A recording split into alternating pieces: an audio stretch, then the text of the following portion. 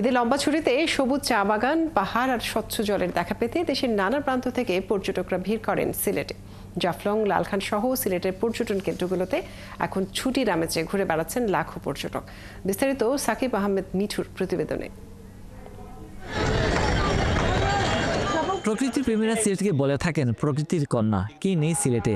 পাহাড় আর পাহাড় থেকে নেমে আসা ঝর্ণা, সেই সাথে সবুজ চায়ের বাগান, সব নিয়ে অপরূপ রূপে মনোরম সিলেট।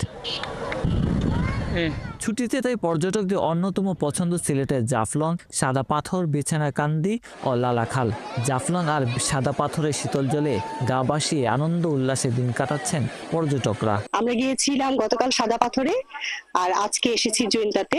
এবং জৈন্তাতে আসার পথে আমরা হরিপুর গ্যাস ফিল্ডে গিয়েছিলাম। কিছু কিছু আমাদের বাচ্চা কাচ্চা ছিল, ওদেরকে দেখিয়েছি। মেইনলি জাফলং গিয়েছি, রংপানি গিয়েছি, আর এই জৈন্তাতে এসেছি। আরো হয়তো আজকে থেকে কালকে হয়তো ব্যাক করবো, বাট আমার মজা শেষ হচ্ছে না। চৈত্রের গরমেও পর্যটকদের আক্ষেপ নেই, বরং পরিবার পরিজন নিয়ে আনন্দ ভাগাভাগি করতে পেরে খুশি তারা। হাইওয়ে পুলিশ এবং অন্যান্য যারা আছেন দায়িত্বরত, ওনারা দেখছি বেশ আন্তরিকভাবে বিষয়গুলো হ্যান্ডেল করছেন। মানুষ অনেক বেশি, বিশেষ করে আমরা তো গতকালকে সাদাপাথর ছিলাম, আজকে জাফলং আসলাম।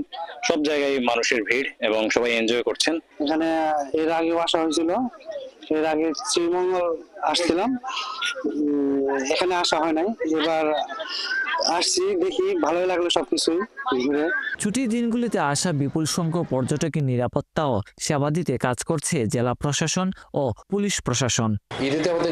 ঈদে এমনিতেও আমাদের নিরাপত্তা পরিকল্পনা থাকে, পাশাপাশি পর্যটনগুলোর জন্য বাড়তি নিরাপত্তা থাকে। আমাদের ফিক্সড টিম পর্যটনগুলোতে ফিক্সড টিম থাকার পাশাপাশি মোবাইল টিমও থাকে।